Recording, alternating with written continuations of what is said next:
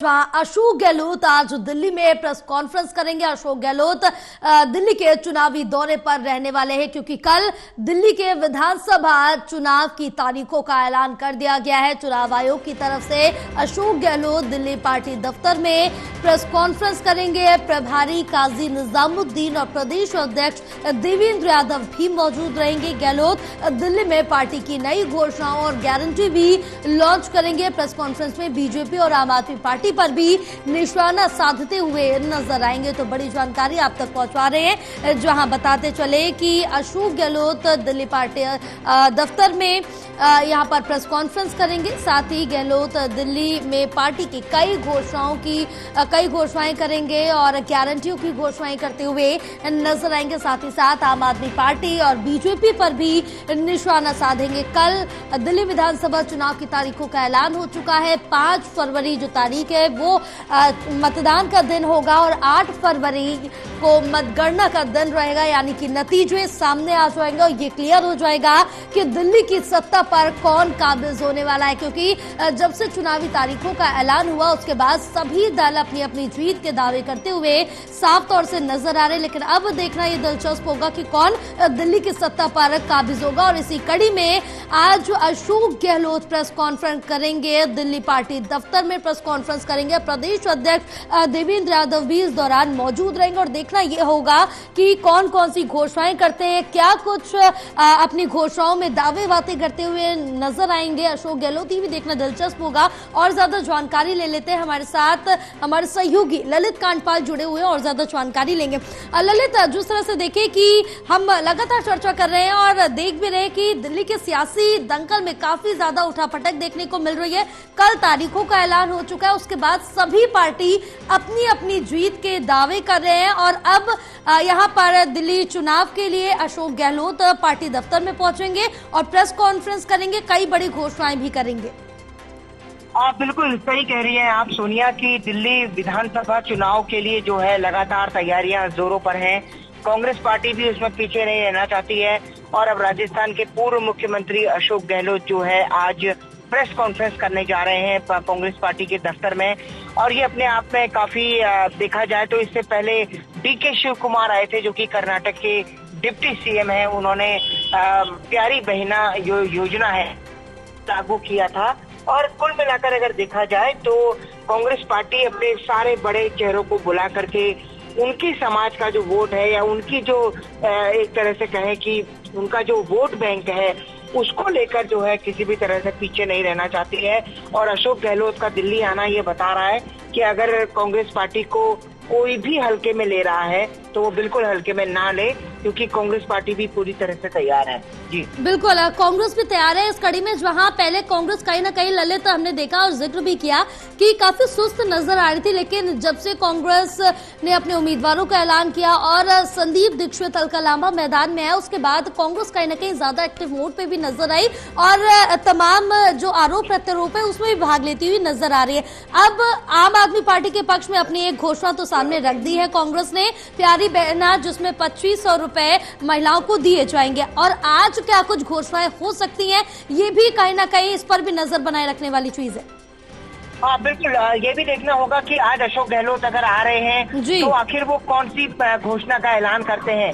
इससे पहले हम देख रहे हैं कि आम आदमी पार्टी जो है वो लगातार कई योजनाओं को एक के बाद एक कई योजनाओं को घोषित कर चुकी है, जारी कर चुकी है, जिसमें कि महिला सम्मान योजना है, इसके अलावा संजीवनी योजना है, इसके अतिरिक्त कई और सारी योजनाओं को भी उन्होंने लागू किया है। तो कुल मिलाकर अगर देखा जाए तो अशोक गहलोत क्या आज कोई नई घोषणा करने जा रहे हैं, ये सबसे महत्वपूर्ण होने जा रहा है। जी बिल्कुल ललित, और ये भी देखना काफी ज्यादा महत्वपूर्ण है क्योंकि अगर दिल्ली के दंगल देखें तो चुनावी मैदान में एक तरफ अगर बात करें आतिशी है, रमेश बिधूड़ी है और अलकलांबा है, और दूसरी तरफ अगर बात करें तो संदीप दीक्षित है, प्रवेश वर्मा है और अरविंद केजरीवाल है। यानी कि जो ये त्रिकोणीय मुकाबला है कहीं ना कहीं काफी ज्यादा दिलचस्प होने वाला है। एक से एक दिग्गज चुनावी मैदान में नजर आ रहे हैं। देखिए बिल्कुल सही बात है आपकी, लेकिन कैंडिडेट खड़े करने से कितना बड़ा दिलचस्प मुकाबला होगा ये भी अपने आप में एक बड़ा सवाल है। बिल्कुल। पार्टी का कैंपेन किस स्तर पर आगे बढ़ता है, पार्टी का कैंपेन किस तरीके से अपने कार्यकर्ताओं का उत्साह बढ़ाता है, ये एक सबसे महत्वपूर्ण बात होती है चुनाव के दौरान। और हमने देखा है कि चुनाव के दौरान कई बार ये होता है कि जब पार्टी का कैंपेन बहुत अच्छा चलता है, कई बार ऐसा होता है कि उसमें डाउनफॉल देखने को मिलता है। तो ऐसे में सेंट्रल लीडरशिप करती यही है कि वो लगातार जो है नजर बना के रखती है, और अगर वहां पर उसको जरूरत महसूस पड़ती है कहीं पर, तो वो निश्चित तौर पर उसको एक तरह से एक्टिवेट करती है और अपने कार्यकर्ताओं को फिर से मोरल बूस्ट करती है।